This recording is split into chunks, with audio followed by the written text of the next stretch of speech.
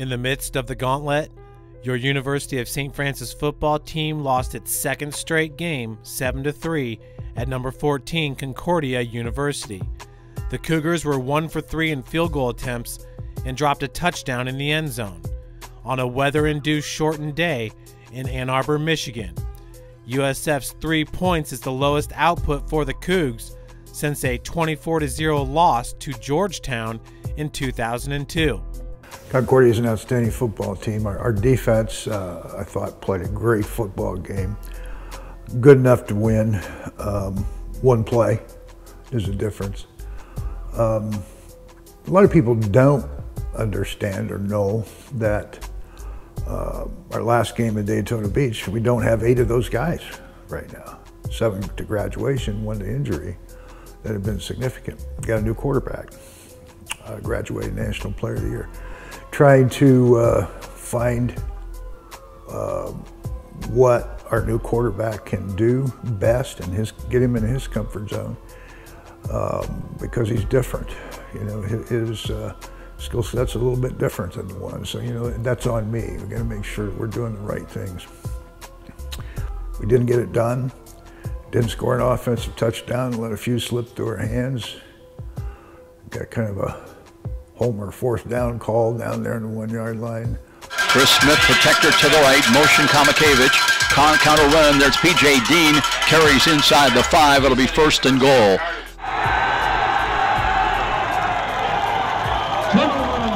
Cardinal ball. Let a touchdown pass fall through our hands. Had the little gadget there at the end. I thought we were going to score on that. Anyway, we came up short. So, you know, it's this game is so much like life on a smaller scale. Right? You know, you have to deal with difficult times, and life's full of those. I've had many myself. And you have to pick yourself up off the ground. And you have to come back and have a real sense of urgency to improve and get better and fight and have courage and of resiliency that we have to get. I feel like if we can get the right buttons pushed, we're as good as anybody in the country.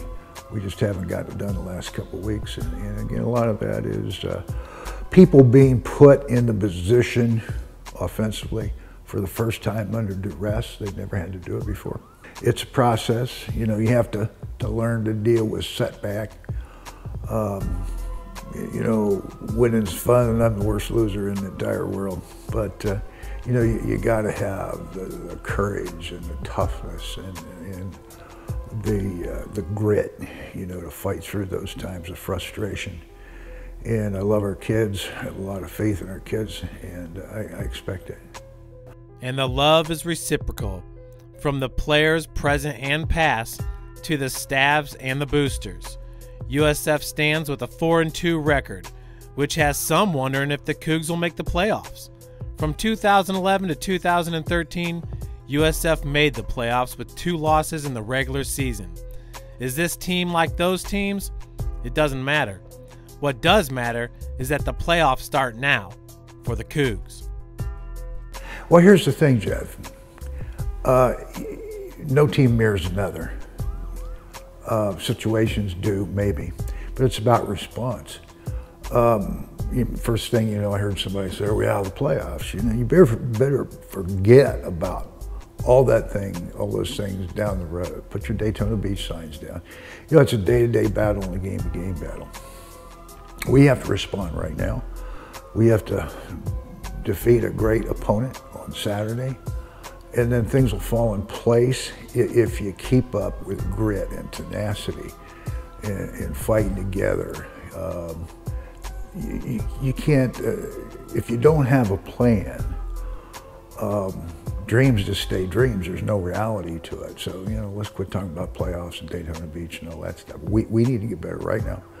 Most important game for us is against Siena Heights on Saturday. With all the chatter going on around Cougar Nation, sometimes it's nice to see positive production without all the hoopla. And no one does that better than cornerback Ryan Johnson. He helped the Cougs hold Concordia to just 63 yards passing. That's 160 yards below the Cardinals' season average. This big hit in the third quarter electrified the sidelines. On that play pre-snap, I could kind of tell 3 was about to do the bubble because they've been running it all game. They just really haven't hit that side to the field. So pre-snap, I seen it happening, and then when he did it, I just broke down on it. The receiver didn't touch me at all, so he just gave me a free shot at his player. And I just tried to make the best of it. Like you said, we were playing a good game. It really just came down to that last play. We held them to the end, and they got that one breakaway run, and that kind of sealed the deal. Honestly, we just missed tackles. We had a couple opportunities to bring him down, and we didn't, and he made us pay for it. After that, we had another chance to come back out, though, but when they came back out with the ball on offense, we didn't get the stop, and they got the first down, and that kind of ended the game. Johnson's had big plays to end games. His interception for a touchdown at St. X sealed the deal for the Cougs. And a year ago versus Concordia, he returned a fumble to turn the tide in the win versus the Cardinals. That was big because after I got the touchdown, I think our offense got the ball back, and they came back and scored another one. So that just gave our team that boost, that extra boost we needed at the end of the game for us to pull through and get the win. It just feels great, especially like when you look over and you see everybody on the sideline going crazy. It's just a great feeling. You know, they were both pretty big touchdowns that helped us win the game. That's definitely what we strive on. You know, coaches harp every day, getting turnovers and making plays. And when we go out there on Saturdays, that's just what we try to do. You know, we got the great coaching behind us and the great players on the field and our grit to just win and get it done. Grit? Yeah, I'd say the Cougar cornerbacks have it. Johnson, Wilmer Cole, and Stan Jackson. Oh yeah, they're an eclectic group, but they sure do work well together in harmony. Oh, sure. Stan's a vibrant guy. He's a type A personality. You know, he's got a lot of electricity to him. Wilmer's a silent leader, plays with confidence. I love Ryan Johnson. He's a great athlete, and he's a young man of character and commitment, and he will do whatever he is asked to do. Ryan doesn't say much, but he speaks with action, and you always have confidence he's going to be there, and always have your back.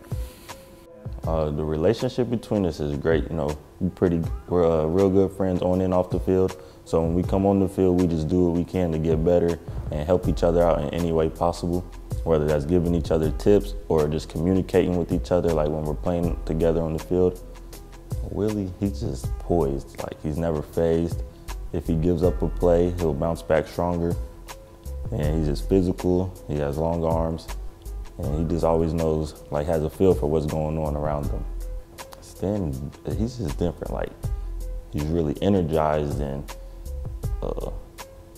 he just has a real nice playmaking ability. So whenever he sees the ball, he's always on it. And he knows what he's doing out there. He watches a lot of film and stuff, so he's always aware of what's about to happen. I would say how fast I am. Because a lot of times the receiver will beat me off the line or something, but I have the catch-up speed for that to be okay. So I would just say my speed. And now it's time for every member that claims Cougar Nation to have each other's back. Siena Heights is now ranked number 20 with a 5-0 record. They have the NAIA's number 4 ranked defense. They also know how to run the rock. Darius Davis ranks number 6, averaging 128 yards rushing per game. And Jared Jordan has 8 rushing touchdowns on the season. Well, you know, we got to keep playing the great defense that we're playing. We got to find some success offensively, and it's a matter of execution. We got to execute better. We got to play harder, and we got to play consistently. We can't have breakdowns. You know, greatest team sport in the world, but if one guy out of 11 doesn't do his job, the team doesn't have success. So, you know, that's why we as coaches have to demand it. You know, we're going up against another outstanding football team, great defense, maybe the best defense we play. They have given up 1 rushing touchdown all year. So it's going to be a challenge. They're senior loaded. They're very good. Their offensive line, defensive line are very solid. They've got great skill kids, probably the best secondary we've seen. So it's going to be a real challenge. We're going to prepare well, and we have to practice like it's game day and make sure that everybody knows what they're doing and get it done. Well, like you said, they have a nice running back. I think they have two nice running backs, and they're both like top 10 in the country maybe in rushing. So, you know, our game plan, we're just going to come in, be physical with them, try to stop the run. And as far as the pass game, we're going to try to stop that as much too. They like the bubble screen a lot, so on the outside we have to be physical with the receivers.